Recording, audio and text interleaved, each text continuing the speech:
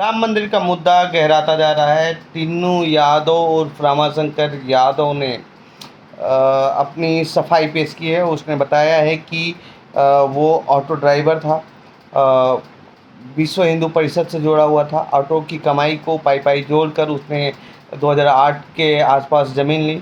फिर 15 से 16 के आसपास उसने वहाँ घर बनवाया। 2019 में जब राम मंदिर का वर्डिक्ट आया तो वहाँ कंपनी आई और उसका घर किराए पे ली। इसके ज़रिए वो ये सारी संपत्ति बना रहा था। करीब 2 करोड़ से ज़्यादा की संपत्ति, और कुछ तो कैश की भी बात कही जा रही है कि 50 लाख से ज़्यादा कैश उसके पास से बरामद किए गए हैं।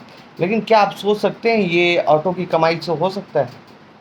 ये ऑटो की कमाई नहीं, ये चंपत की ऑटो की कमाई की वजह से हुई है। ये राम मंदिर की कमाई की वजह से है। हालांकि ये रामाशंकर यादव का नाम समाजवादी पार्टी से जोड़ा जा रहा है। बहुत सारे सोशल मीडिया हैंडल से ये ट्वीट किया जा रहा है, सोशल मीडिया प्लेटफॉर्म पर शेयर किया जा रहा है कि वो समाजवादी पार्टी से जुड़ा हुआ है। ऐसा नहीं है। उसने खुद कबूल किया है कि वो विश्व हिंदू परिषद से जुड़ा हुआ है, वो भी साल 1988 से। उसने ये भी बताया है कि 2006, 7, 8 के दौरान ये एबीपी से भी जुड़ा हुआ था। फिर जब ये वर्डिक्ट आया तब उसको वहाँ उसकी ड्यूटी लगाई गई। चंपत राय का ड्राइवर बना। चंपत राय के करीबी होने के नाते इसने शपथ किया है, और हो न हो इसमें चंपत राय का भी हाथ हो सकता है। दूसरे हैं मिश्रा जी। अब हो सकता है मिश्रा जी बच जाए, क्योंकि वो ब्राह्मण समाज से आते हैं। मुश्किल है उनका फंसना, लेकिन इस पूरे मामले में सबसे ज़्यादा जो फंसेंगे वो हैं टिन्नू यादव। टिन्नू यादव का बचना बड़ा मुश्किल है जिस तरह की सरकार यूपी में है, और हो न हो कि पूरे आरोप टिन्नू यादव पे गढ़ दिए जाएं, क्योंकि टिन्नू यादव यादव समाज से आते हैं। यूपी में इन दिनों यादव समाज की क्या स्थिति है आप जानते हैं। इसके अलावा ओबीसी से आते हैं। ओबीसी वालों की क्या स्थिति है वो भी आप भली भांति समझते हैं।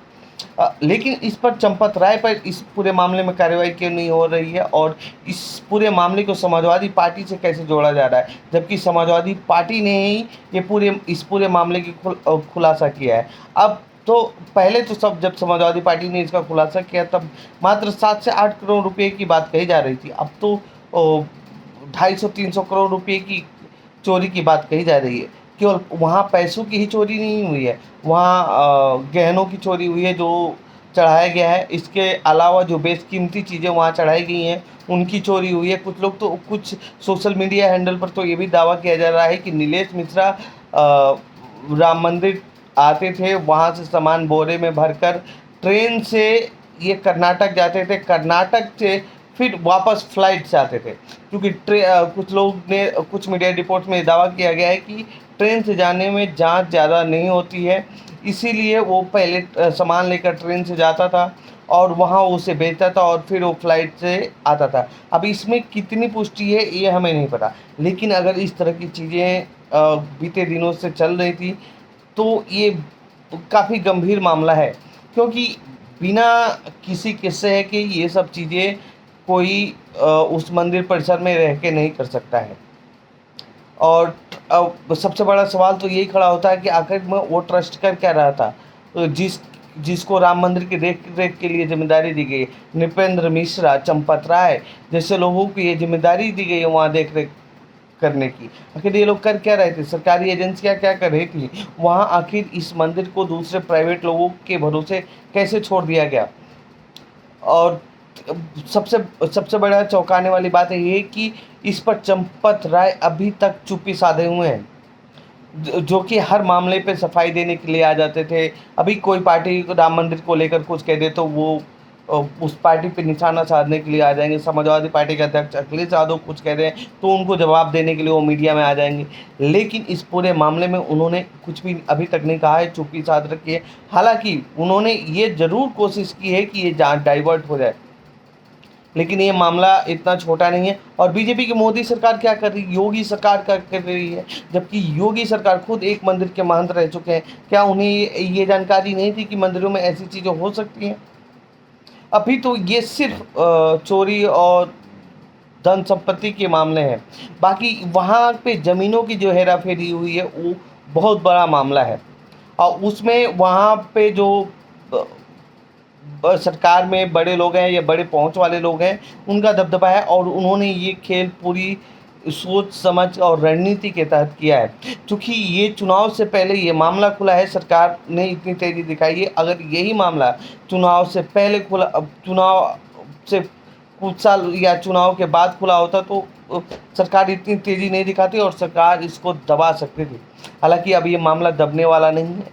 अब इसकी जांच सीबीआई को देने की चर्चा हो रही है, देखा जाए कि क्या होता है। लेकिन पूरी उम्मीद है कि इस मामले को कुछ न कुछ किया जाएगा और इस पूरे मामले में फंसाया जाएगा टीनू यादव। वो भी दोषी है, उसने भी किया है तो वो भी दोषी है।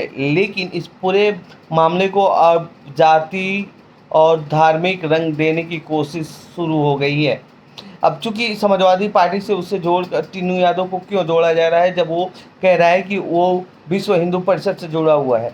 यही वजह है कि टीनू यादव के फंसने की सबसे ज़्यादा चांसेस हैं और जो सोशल मीडिया इस तरह की खबरें फैला रहे हैं, वो ये चाहते हैं कि इसका नाम समाजवादी पार्टी से जुड़े और राम मंदिर में चोरी का पूरा मामला टीनू यादव के मत्थे मढ़ दिया जाए और उस पर कानूनी कार्रवाई हो जाए और सरकार ये दिखा सके कि देखिए हमने कानूनी कार्रवाई कर दी है। अब तक चंपत राय महासचिव के पद पे क्यों हैं, नृपेंद्र मिश्रा अध्यक्ष क्यों नहीं, इनके पद से क्यों नहीं हटाया जा रहा है?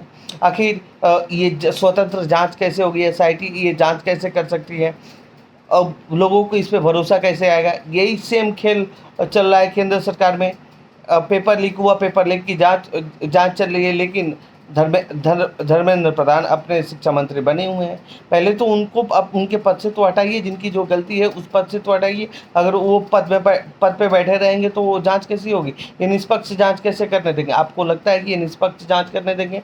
केवल ये राजनीतिक मामला बनाने की कोशिश की जा रही है और ये राजनीतिक मामला बना तो ये बीजेपी सीधा सीधा इसका फ़ायदा उठाएगी, क्योंकि इसमें एक नाम यादव का आ गया है। अब बीजेपी पूरा का पूरा मामला टीनू यादव पे डाल देगी और समाजवादी पार्टी के साथ उसका नाम जोड़ने की कोशिश करेगी, और जो कि हो भी रहा है। लेकिन टीनू यादव ने जो वीडियो बनाकर अपनी सफाई दी है, उसमें साफ साफ कहा है कि वो साल 1988 से एबीपी से जुड़ा हुआ है। जब बाबरी मस्जिद विध्वंस हुआ उसके बाद भी उसको उस मंदिर परिसर में रखा गया ताकि देख रेख किया जा सके।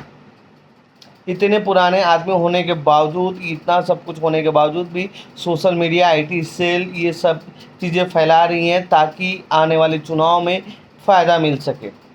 लेकिन सीधी सी चोरी ये बीजेपी सरकार की है, केंद्र सरकार की है, मंदिर में बनाए गए समितियों की है। जांच एजेंसियों को क्यों नहीं लगाया गया अब तक? ये चंपत राय और नृपेंद्र मिश्रा अपने पद पर क्यों बने हुए हैं?